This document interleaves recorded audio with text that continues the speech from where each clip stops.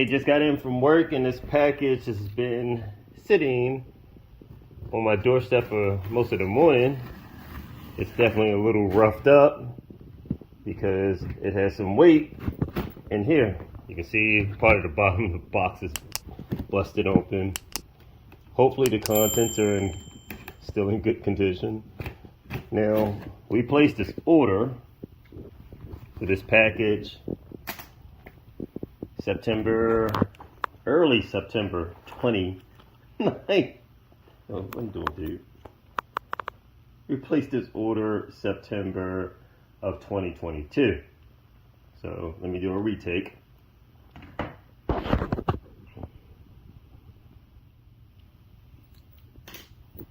So we finally got this package, and I've been waiting on this for quite a while, and my brother's been waiting on this for a lot longer. We placed the order early September 2022, and it's January 31st. So I just sliced open this part of the box, getting a bigger box cutter to get this corner open. And in their defense, apparently they did some remodeling with the shop or some changes, but hopefully this is what we need and what we've been waiting on. Okay, look like it's only one set, so this may be my brother's set. It's not my set, but at least it's his set.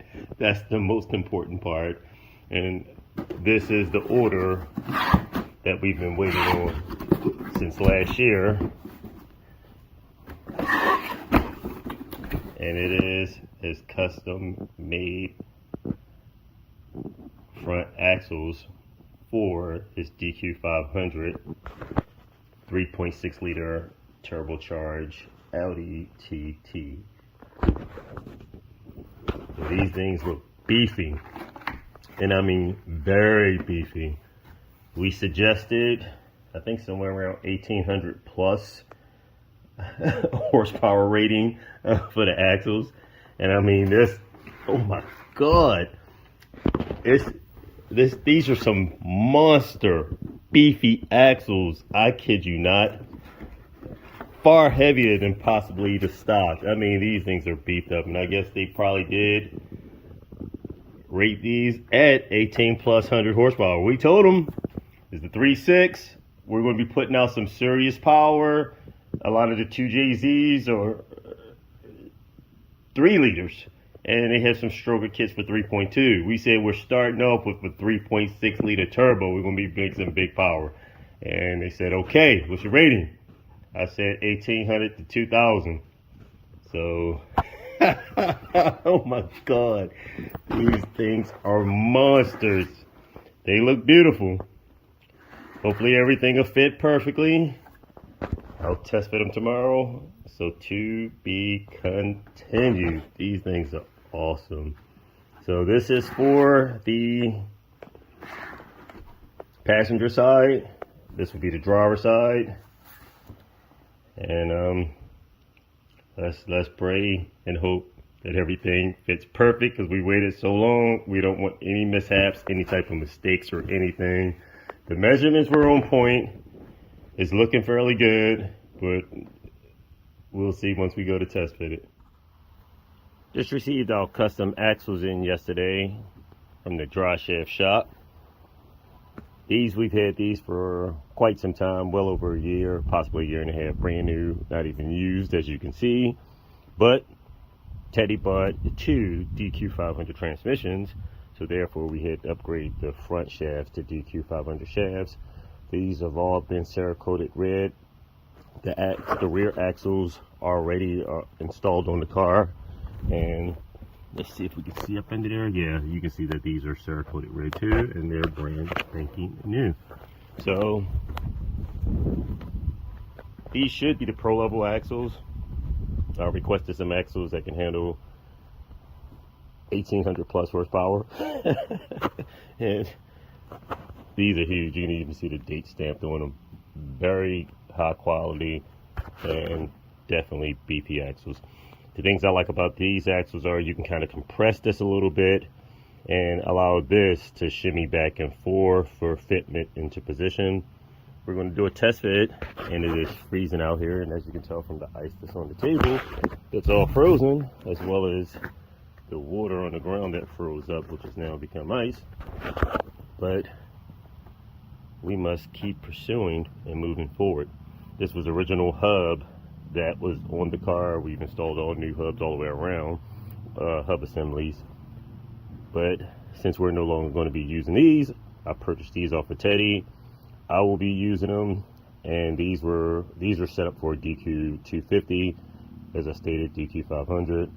I will then more likely build a DQ 250 VR6 3.6 liter engine combination for my Jetta, which is sitting over here ready to go with a new engine. I originally had a 5-cylinder on the stand waiting for this, and as you can see, it was a little show and go, 50 miles per gallon diesel engine in there, but I may end up using that and convert the car over to an all-wheel drive, hence the MK1 Audi TT rear assembly with shaft, all of that. And we do have a spare 2019 RS3 shaft, whole complete rear end diff assembly. As you can see, these have the newer electronic brakes. This would be just set up probably as a spare for my TT around front. But further ado, let's get busy. Interesting note I like to point out about our DQ 500 axles versus our DQ 250. You can see the splines on the front assembly is a little longer. These definitely measure in around 2 inches. And over here, we're like 1 3/8 inches, okay? So these longer splines, which I like, they actually grab more surface area into this front hub assembly. So you can see over here on the front hub assembly, the splines are not even coming out. And I'll slide this off. You can see the splines up in there. So with a longer spline assembly set up in a hub like this, that'll grab more surface area. So we'll upgrade in the future if needed to larger hubs with splines that come further across here. If we do have any problem with ripping these splines out, that'd be a tremendous amount of power. But if we do, we'll get some hubs that has splines that come across even further, so therefore we can take advantage of a longer and better surface contact area. These fit perfect. They match up with the length of the splines in here. These longer assembly, that definitely gives us an option for something a little bit beefier and stronger for our future upgrade. Now I'm installing red Loctite on this. I usually use blue on most of the parts, but since this is a part of the front steering assembly, and I'm gonna torque this down to spec, I want some Loctite in here to hold to make sure none of these components drop off or come off. Also had 9 lock nuts on here also. It would be pretty difficult for all of this to drop off, but still, we're not taking any chances for anything separating or vibrating from high horsepower. So there's the front axle in. And this is one of the things that I basically like about this type of shaft and CV combination. You can see, as I stated before in another video, this housing right here allows a lot of travel back and forth for the assembly. And right now I had to compress everything really tight to try to get it in position, as well as drop the part of this knuckle assembly off. So you can still see with the light a little bit of a gap right there. I haven't tightened the hub up yet.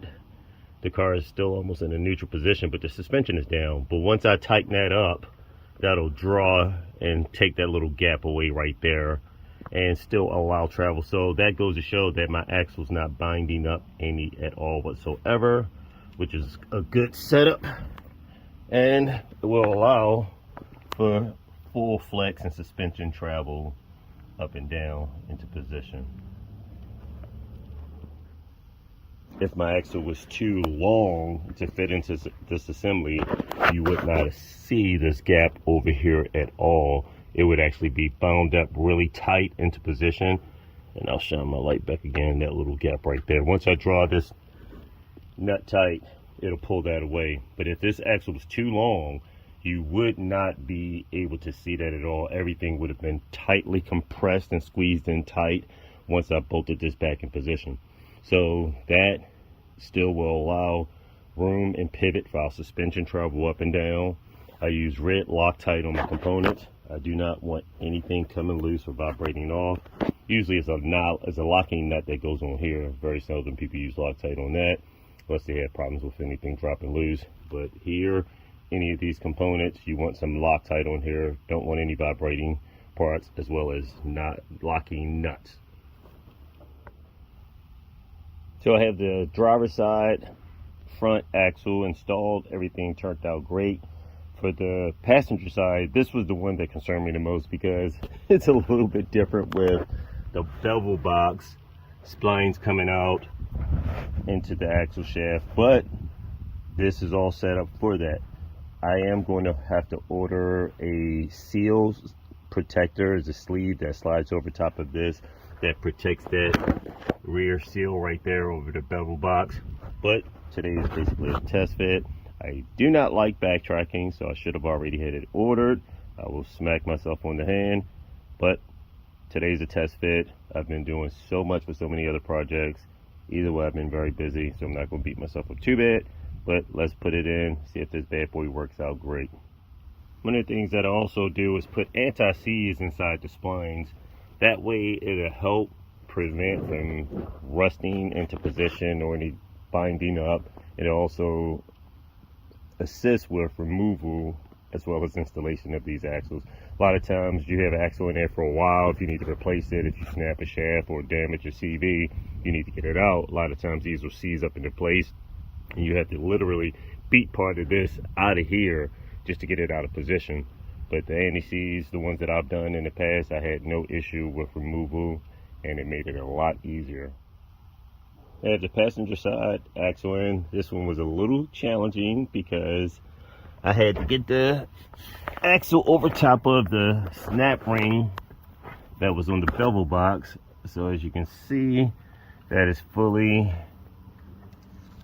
made it up against there. Nice and good. I just have to order a seal, but I wanted to make sure that this was completely in position, all my splines lined up, and to make sure that my axle was not binding at all whatsoever. And as you can see, I can try to shimmy it back and forth. That means it's not squeezed tight in the position. So I definitely have a little bit of play. Once I draw this up tight, everything's in the position. I just wanted to give that as an example to make sure, for example, if the axle was too long, you would not have any play at all. Once you bolted this all up into position, your axle would be wedged tightly in place. Then once you put your wheel on, lower the car on there, this will level out. It's going to squeeze it even tighter. Your shaft and axle will be bound up and your CVs will wear out, would not last long at all. Have my axle bolted in position temporarily. I still have to order a seal cover to install on my axle to protect the seal coming off the bevel box, but everything's just torqued down just as a rough fit, just to make sure that the axle fits properly. Once we get everything, then I can just go ahead, bolt it back in position and leave it. I just left the steering rod loose and my sway bar linked. That way I can just take these 3 bolts out, pull this back, let my axle come out, pop it off, put my seal cover on there, put everything back into place and torque it down.